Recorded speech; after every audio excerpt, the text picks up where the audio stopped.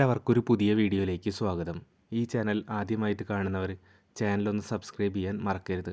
ഇന്നത്തെ നമ്മളുടെ വീഡിയോ നമ്മുടെ വീട്ടിലെ പൂച്ചെടികൾക്കും പച്ചക്കറിക്കും അതുപോലെ തന്നെ ഡ്രമ്മിലും ബക്കറ്റിലൊക്കെ ആയിട്ട് നട്ടിട്ടുള്ള വലിയ മരങ്ങൾക്കും ഒക്കെ നമുക്ക് ഒരേപോലെ ഉപയോഗിക്കാൻ പറ്റാവുന്ന ഒരു ജൈവവളം തയ്യാറാക്കുന്നതുമായിട്ട് ബന്ധപ്പെട്ടിട്ടാണ്. നമ്മളുടെ വീട്ടിൽ നമ്മൾ കുറച്ചൊക്കെ പച്ചക്കറികൾ കൃഷി ചെയ്തവർക്ക് പോലും നല്ല രീതിയിലുള്ളൊരു വിളവ് ഉണ്ടാവുന്നതിന് വേണ്ടി നമുക്ക് വീട്ടിൽ എളുപ്പത്തിൽ തയ്യാറാക്കാൻ പറ്റാവുന്ന ഒരു ജൈവവളമാണ് ഞാൻ നിങ്ങൾക്കിന്ന് പരിചയപ്പെടുത്താനായിട്ട് ഉദ്ദേശിക്കുന്നത്. മറ്റൊന്നുമല്ല, നമ്മൾക്ക് എല്ലാവരും ഒരു പക്ഷേ പലർക്കും അറിയുന്ന കാര്യം തന്നെയാകാം, എങ്കിലും അത് അറിയാത്തവർക്ക് വേണ്ടിയിട്ടാണ് നമ്മൾ ഈ വീഡിയോ തയ്യാറാക്കിയിട്ടുള്ളത്. പിണ്ണാക്കും കഞ്ഞിവെള്ളവും ശർക്കരയും പിന്നെ കുറച്ച് പഴത്തിൻ്റെ തൊലിയും നമ്മൾ പുളിപ്പിക്കാൻ വെച്ചതിന് ശേഷമാണ് നമ്മൾ ഈ ജൈവവളം തയ്യാറാക്കുന്നത്.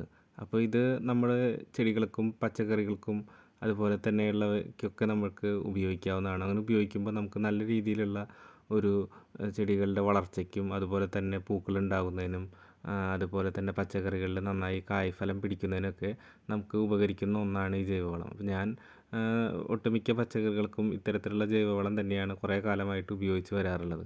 നമുക്ക് ആ ജൈവവളം എങ്ങനെയാണ് തയ്യാറാക്കുന്നത് എന്നതിലേക്ക് കടക്കാം. ഞാൻ കടലപ്പിണ്ണാക്കാണ് ആദ്യമായിട്ട് എടുത്തിട്ടുള്ളത്. ഞാൻ 1 കിലോ കടലപ്പിണ്ണാക്കാണ് വാങ്ങിയിട്ടുള്ളത്. അതിൽ മുഴുവൻ കടലപ്പിണ്ണാക്ക് ഞാനിപ്പോൾ എടുക്കുന്നില്ല. ഒരു ഏകദേശം ഒരു 200 ഗ്രാമോളം കടലപ്പിണ്ണാക്ക് ഞാൻ എടുക്കുന്നുണ്ട്. പച്ചക്കറി വളരെ കുറച്ചൊക്കെയാണ് കൃഷി ചെയ്തിട്ടുള്ളതെങ്കിൽ ഇത്ര അധികമൊന്നും എടുക്കേണ്ട കാര്യമില്ല. ഞാനിപ്പോൾ ബക്കറ്റിലും മറ്റും നട്ടിട്ടുള്ള കുറച്ച് ചെടികളും കൂടി ഉണ്ട്. അവയ്ക്കും കൂടി ഈ വളം കൊടുക്കുന്നതിന് വേണ്ടിയിട്ടാണ് ഞാൻ 200 ഗ്രാമോളം എടുത്തിട്ടുള്ളത്.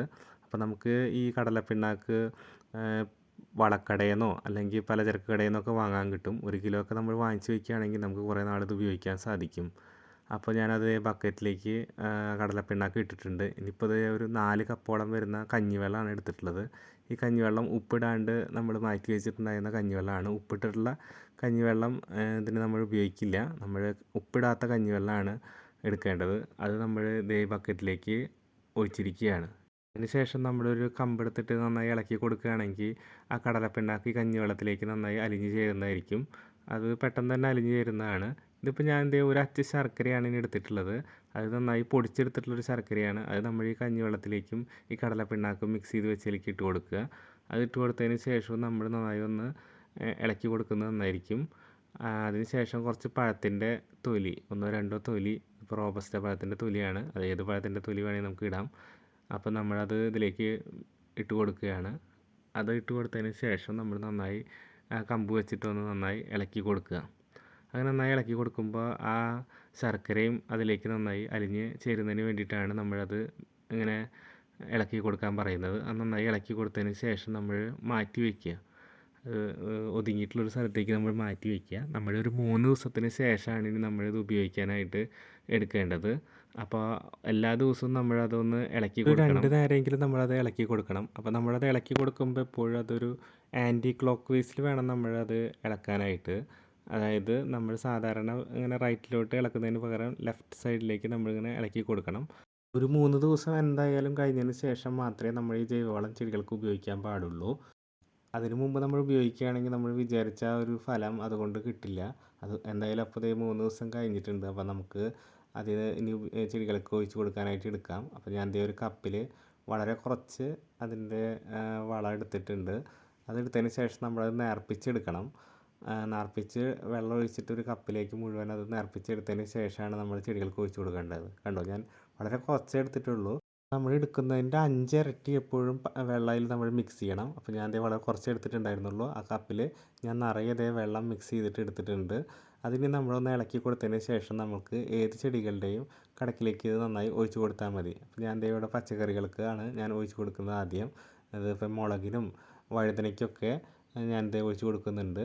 അപ്പോൾ ഇത് നമുക്ക് ഏത് തരത്തിലുള്ള പച്ചക്കറികൾക്ക് വേണമെങ്കിലും ഉപയോഗിക്കാം. അതുപോലെ തന്നെ നമ്മൾ പൂച്ചെടികൾക്കും അതുപോലെ തന്നെ നമ്മൾ ഡ്രമ്മിലോ ബക്കറ്റിലൊക്കെ നട്ടിട്ടുള്ള വലിയ മരങ്ങളുണ്ടല്ലോ, അതിനൊക്കെ നമുക്ക് ഇത് ഒഴിച്ച് കൊടുക്കാവുന്നതാണ്.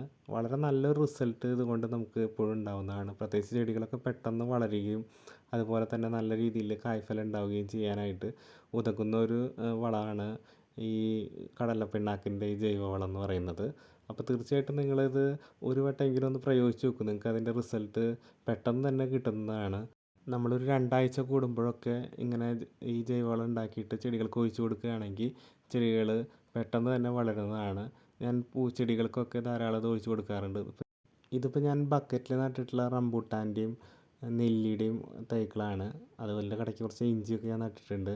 അപ്പോൾ ഞാൻ ഇതിനും ഒഴിച്ച് കൊടുക്കുന്നുണ്ട്. അപ്പോൾ ഇത്തരത്തിലുള്ള മരങ്ങളായിട്ടുള്ളവർക്കും ഇത് ഒഴിച്ച് കൊടുക്കുകയാണെങ്കിൽ പെട്ടെന്ന് വളരും.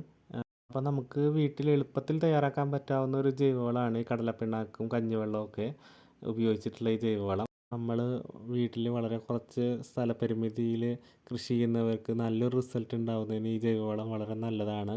അപ്പോൾ നിങ്ങൾ ഈ ജൈവവളം ഇത്തരത്തിൽ തയ്യാറാക്കി ഉപയോഗിച്ച് നോക്കൂ, നിങ്ങൾക്ക് എന്തായാലും റിസൾട്ട് കിട്ടും. അപ്പോൾ നിങ്ങൾക്ക് ഈ വീഡിയോ ഇഷ്ടപ്പെട്ടുവെങ്കിൽ ഈ വീഡിയോ ഒന്ന് ലൈക്ക് ചെയ്യുക. അപ്പം ഈ ചാനൽ ആദ്യമായിട്ട് കാണുന്നവരാണെങ്കിൽ ഈ ചാനൽ ഒന്ന് സബ്സ്ക്രൈബ് ചെയ്യാൻ ശ്രമിക്കുക. അപ്പോൾ ഒരു പുതിയൊരു വീഡിയോ ആയിട്ട് വരുന്നത് വരെ എല്ലാവർക്കും നന്ദി. Okay, thank you.